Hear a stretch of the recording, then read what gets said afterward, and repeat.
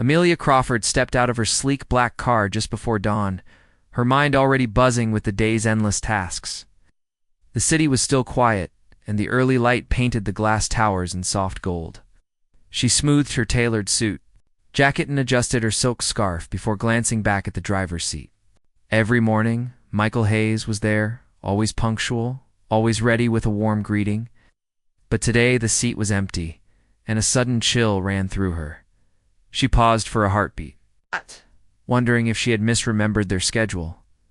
Michael had picked her up at exactly 6:45 a.m. for the past 3 years. His gentle knock on the car window, his easy smile, those small rituals were as certain as sunrise.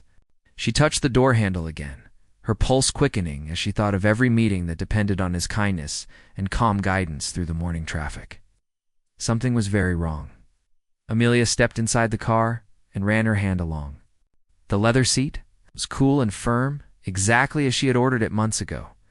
She knelt to peer under the seat. Just in case a bag or a briefcase had slipped there, nothing. Only the faint scent of his aftershave lingered in the footwell. Guilt and worry mixed in her chest. Michael was more than a driver, he was a friend. She trusted with her secrets and her safety. If he had chosen to stay away, she needed to know why. Her phone buzzed with calendar alerts. Yet she could not focus on boardroom presentations or investor calls. She climbed back out of the car and looked up and down the empty street. The street lamps still glowed, and the world was waking up around her. A paperboy tossing newspapers, a coffee cart owner flipping open her shutters, a cyclist making his way down the sidewalk. Michael was missing from the familiar scene. She clenched her purse strap and took a step toward the curb, torn between panic and determination. At the corner, Amelia spotted a wobbly bench beneath a flickering lamp. Something made her heart catch in her throat. There, curled in on himself, as if shielding some deep hurt, lay Michael. His uniform jacket was buttoned tight, but it could not protect him against the damp chill. His head rested on a thin, faded blanket that did little to warm him. The sight cut through Amelia more sharply than any business setback ever had. She felt an ache she could barely name, fear, guilt, and sorrow all at once. Tears pricked her eyes as she hurried forward. She dropped to one knee beside him, brushing a strand of his hair away from his brow. He looked younger in sleep, more vulnerable than she had ever seen him. His breathing was soft, and his face relaxed in an unguarded moment. For the first time, Amelia realized that her success, her fortune, her busy schedule had blinded her to the struggles of the person who carried her through every morning traffic jam and late-night event. Michael stirred, and his eyes fluttered open to meet hers. He blinked, surprised, as if seeing her in this light was as startling to him as it was to her. His voice trembled when he apologized, but she reached out and gently took his hand. She felt the roughness of his palm and the warmth that remained, even in the cold night. In that moment, Amelia knew her life would no longer feel complete until she helped him stand on his own feet again. She helped him sit up, wrapping her own coat around his shoulders. He hesitated, pride and shame warring in his eyes, but she smiled a soft, unwavering promise. The world of high finance and golden towers could wait. Right now she had work of a different kind, to show the man who had driven her through every storm that he would never have to face the cold alone. Amelia stayed beside Michael as he sat up on the cold bench. She signaled to a nearby coffee cart and ordered 2 warm drinks. The vendor wrapped the cups in simple brown sleeves, and the steam curled upward like soft white ribbons in the morning air. Michael cradled his cup, letting the heat sink through his gloves. His shoulders hunched with fatigue, and for a moment his wide eyes flicked away from her. He looked smaller than she had ever seen him, no longer the confident, steady driver who guided her through every busy street. She handed him a cup and sat on the edge of the bench, leaning forward. "Michael," she said softly, "I need to know what happened." Her voice was gentle, but firm with concern. Michael sipped his coffee, closing his eyes against the burst of flavor. When he set the cup down, his fingers trembled just slightly. He opened his mouth to speak, but no words came at first. The weight of his secret seemed to press on him like a physical burden. Finally, Michael drew in a shaky breath. "My mother got sick," he began, his voice low. 2 months ago, She was rushed to the hospital. The bills, they were more than I ever imagined. He paused, swallowing hard against the lump in his throat. I used all my savings to help her. Then my landlord sent me an eviction notice. I tried to find a new place, but rent in this city is too high. I didn't want to ask you for money, Amelia. I was proud enough to handle things on my own. Tears welled in Amelia's eyes as she listened. She thought of every time Michael had laughed with her in traffic jams. Every quiet story he shared about his childhood, every moment she had taken, his kindness for granted. Now she saw how quickly life could tip a man from security into fear. "Oh, Michael," she whispered, placing her hand on his arm. "You should never have carried this alone." Michael looked down, ashamed. "I didn't want pity. I didn't want to be a burden. You've done so much for so many people. You didn't need to worry about me." He rubbed the back of his neck as if trying to push the shame away.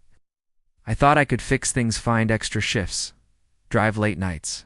But my mother needed me at the hospital. I couldn't leave her." His voice cracked and he paused.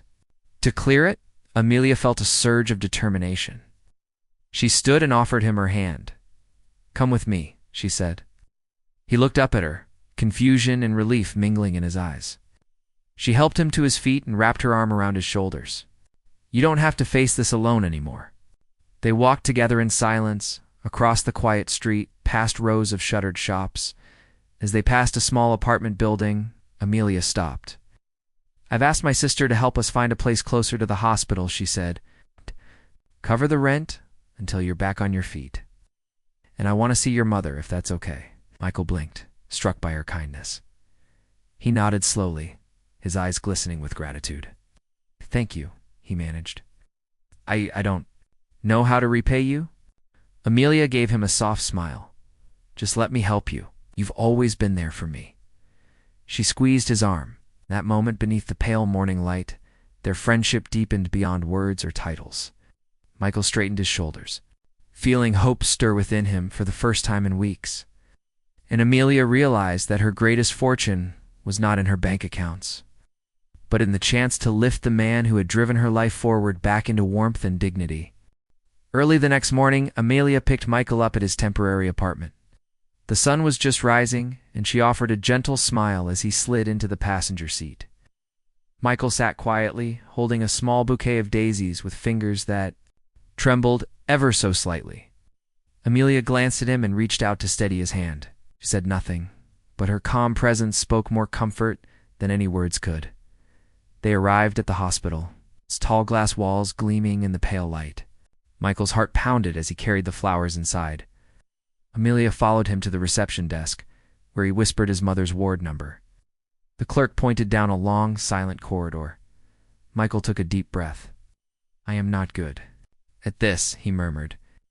Amelia squeezed his fingers in reassurance, and he turned away so she could not see his shaking lip. Inside the ward, the air smelled of antiseptic and hope. Michael spotted his mother lying in a narrow bed, her face drawn, but peaceful. Her eyes opened and lit up when she saw him. Michael knelt beside her, placing the daisies on the bedside table.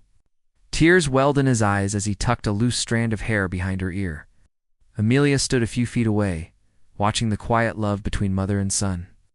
A warm ache filled her chest. "Mama, it's me," Michael whispered, his voice catching. His mother's smile was soft but bright. "My brave boy," she replied, her voice thin yet full of warmth. Michael took her hand, pressing it gently to his lips. He spoke softly of his struggles, the bills, the eviction, his fear of asking for help. She listened, nodding with understanding. Amelia felt awe at his strength and humility in sharing his burden. A nurse entered to check vitals, and Michael rose to let her work. He turned to Amelia in the hallway. "Thank you for bringing me," he said, his voice thick with gratitude. Amelia offered a tissue, and he wiped his eyes. Sunlight streamed through the windows, bathing them in brightness. Michael inhaled deeply, letting the light chase away some of his worry. He looked at Amelia with a quiet smile. "I feel lighter," he said softly. Amelia led him to a bench just outside the ward. She asked how his mother was doing. Michael told her the doctors were hopeful and that his mother's spirits were high now. He glanced at Amelia with relief. She reached into her bag and pulled out a small notebook. "Write down your schedule," she suggested. "We'll find a home close by and build a daily routine."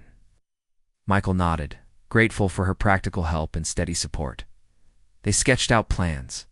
Together, Amelia's sister would help find an apartment near the hospital, and Amelia would cover the rent.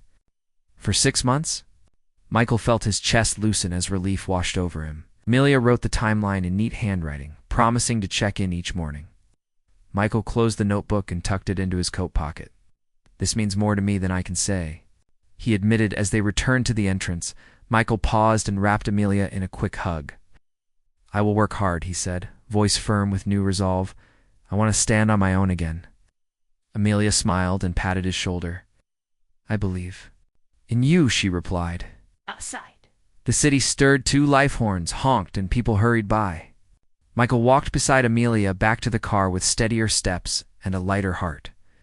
When they reached the car, Amelia opened the door for him. Michael paused for a moment, looking back at the hospital.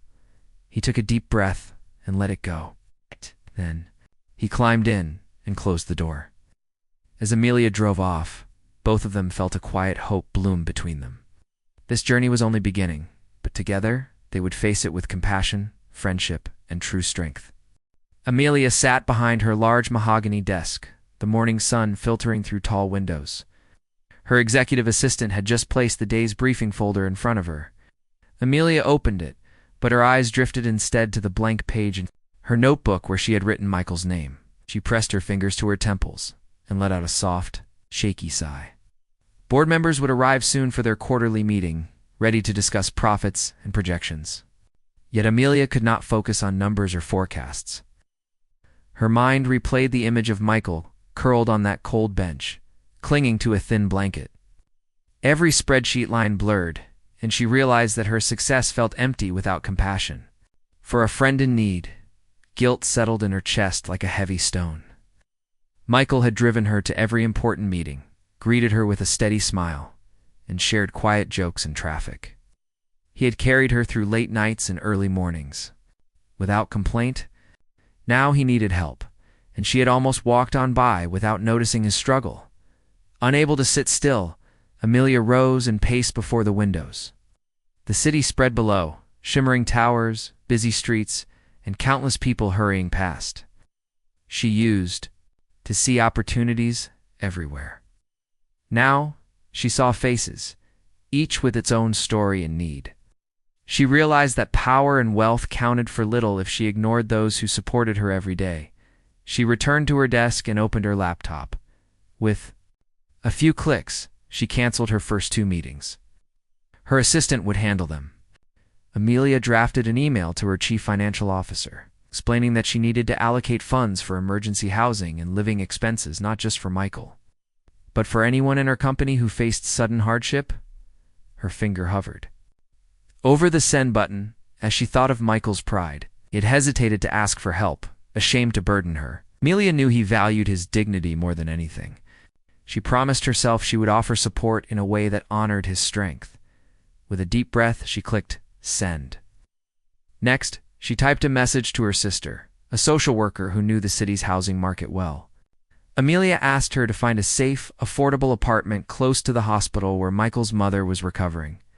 She described Michael's quiet bravery and her wish for a home that felt warm and welcoming. She sent the note and felt a spark of relief. Amelia then opened a new document and titled it Driver Care Initiative. She listed ideas: an emergency fund, medical aid, career counseling, and a way to share stories like Michael's. She stood and walked to the whiteboard. In the corner of her office, sketching a simple flowchart. In neat handwriting, she added, "Humanity first hour, greatest asset." Stepping back, she felt resolve grow in her chest. She glanced at the clock and saw she was late for her next commitment. But she did not mind. For the first time in days, she felt energized. The guilt that had weighed her down had turned into purpose. She had built her career on innovation. Now she would build something that helped real people. Amelia closed her laptop, collected her papers, and stood. Her secretary peeked in and raised an eyebrow. Amelia offered a soft smile. "I'll catch up with everyone tomorrow," she said. "I have some urgent personal matters." Then she walked out, her steps light and sure, her heart steady with new purpose. Outside, Amelia paused at her car, took a deep breath, and closed her eyes. She pictured Michael's warm, grateful smile and the gentle way he had tensed when she first offered help. She knew he would be proud of her, even if he never said it. With one last look at the city skyline, she slipped into the driver's seat and started the engine, ready to turn her plan into action. That evening, Amelia drove Michael to her lakeside home. The sun was low, and the water glowed gold. Michael watched the ripples as they walked up the path together. He felt a mix of gratitude and unease. His place was far from the cold streets. Where he had slept, he wondered if he truly belonged here. Amelia opened the front door and let him inside. The house smelled of fresh wood and warm tea. Soft light spilled from lamps onto a plush sofa. Family photos lined the walls, snapshots of birthdays, vacations, and small celebrations.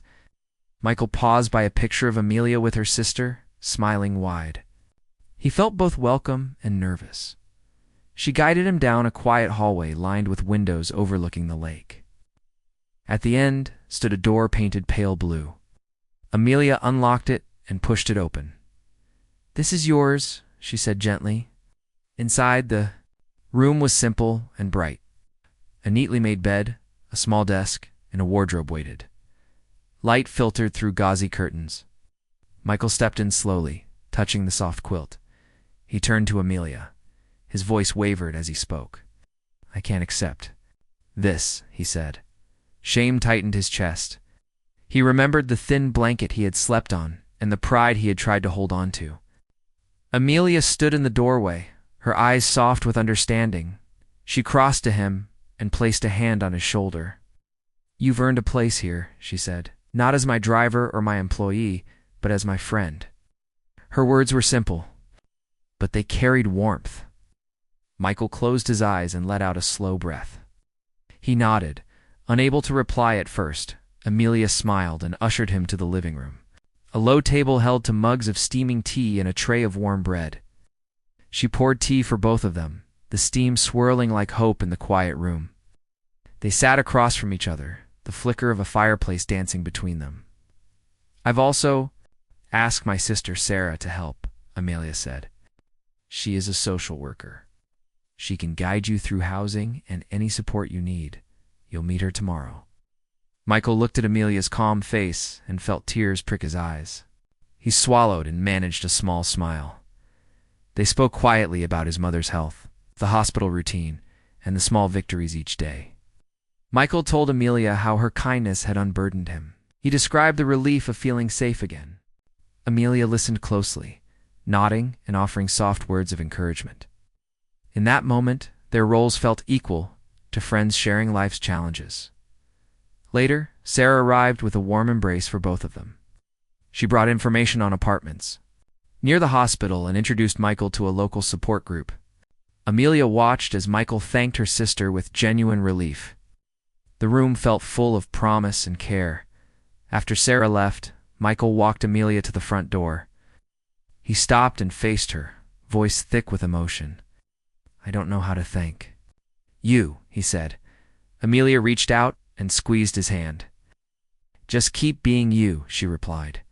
"Your strength matters to me and to many others." Michael turned toward the lake and took a deep breath of cool evening air.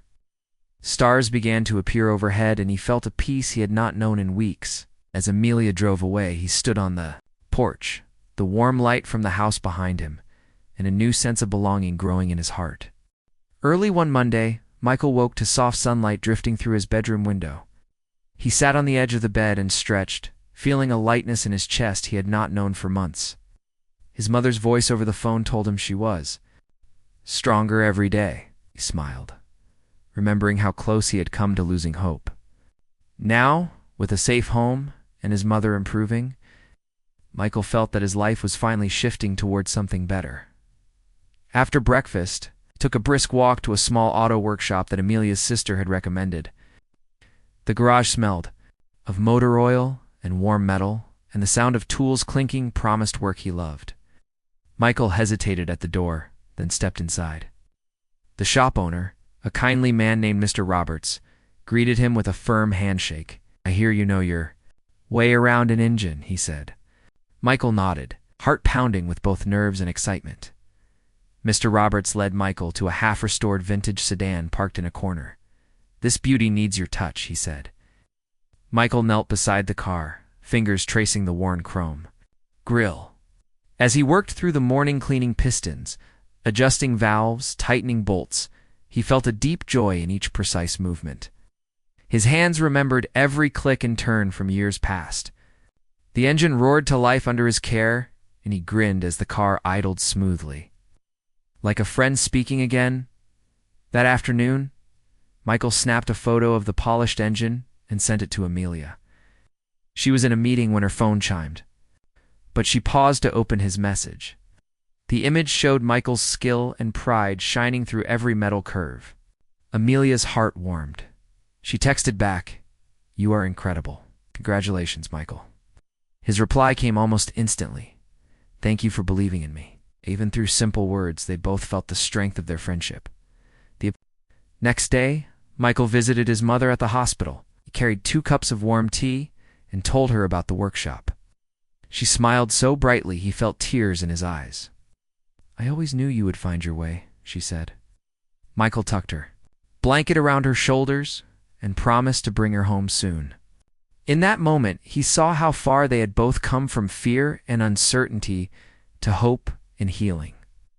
Back at the lake house that evening, Michael opened his small savings notebook.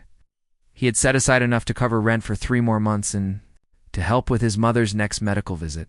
He even wrote a note to Amelia, thanking her for her support and promising to pay back every bit of help.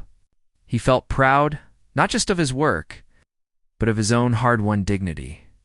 As the days turned into weeks, Michael found himself walking with a spring in his step.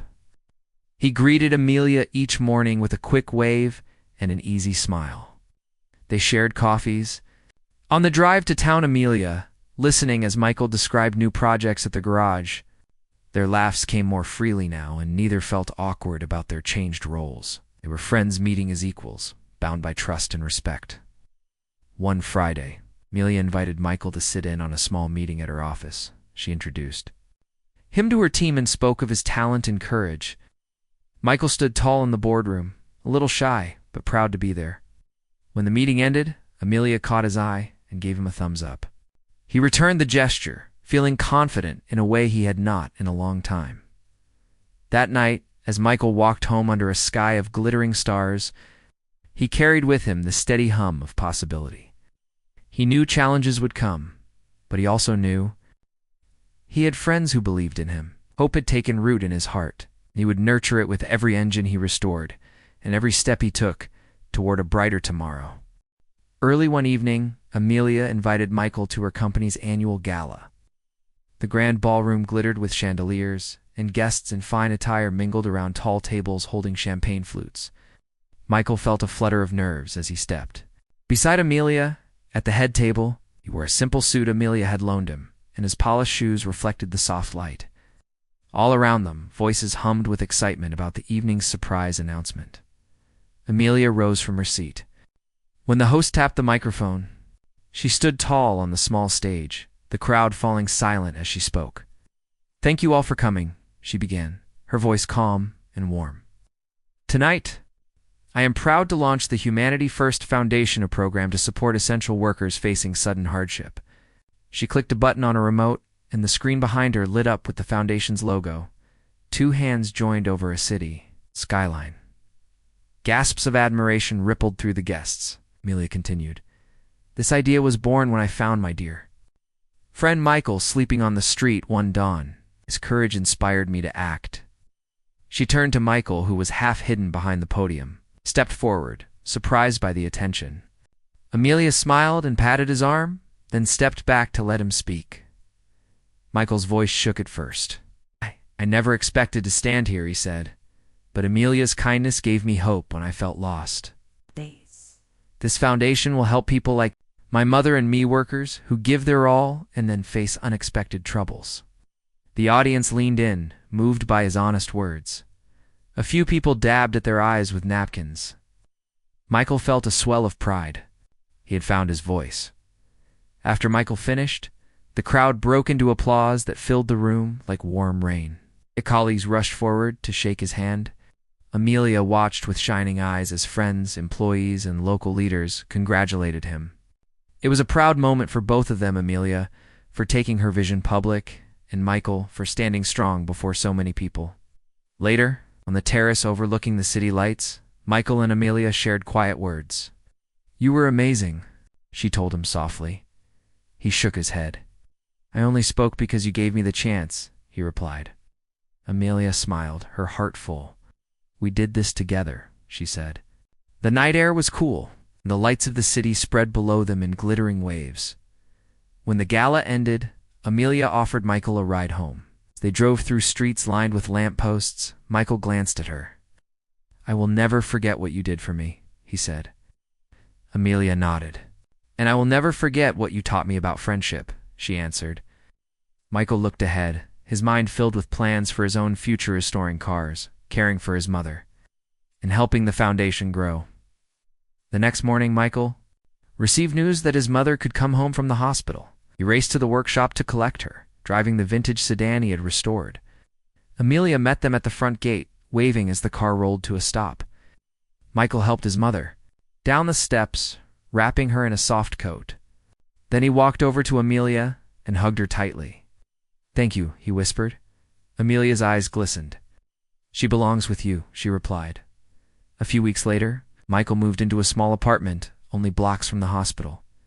He filled it with simple furniture and a single photograph of him and Amelia at the gala. Each morning, he walked to the workshop with new energy, knowing he had a support network behind him. Each evening, he returned to his mother's side. Sharing stories of vengeance and silver linings, Amelia visited often, bringing fresh flowers and home-cooked meals. They would sit in Michael's living room, talking about the foundation's next projects and Michael's dream of opening his own garage. Each conversation felt easy and hopeful. Their bond had grown from employer and employee into a deep friendship built on respect and shared purpose. One clear night, they took a drive out of town to watch the stars. Michael sat behind the wheel of his restored sedan, and Amelia rode beside him. The road stretched ahead under a sky scattered with light. They drove in companionable silence, hearts full of gratitude. In the glow of the dashboard, they shared a smile, knowing their journey had changed both their lives and that together they would keep lighting the way for others.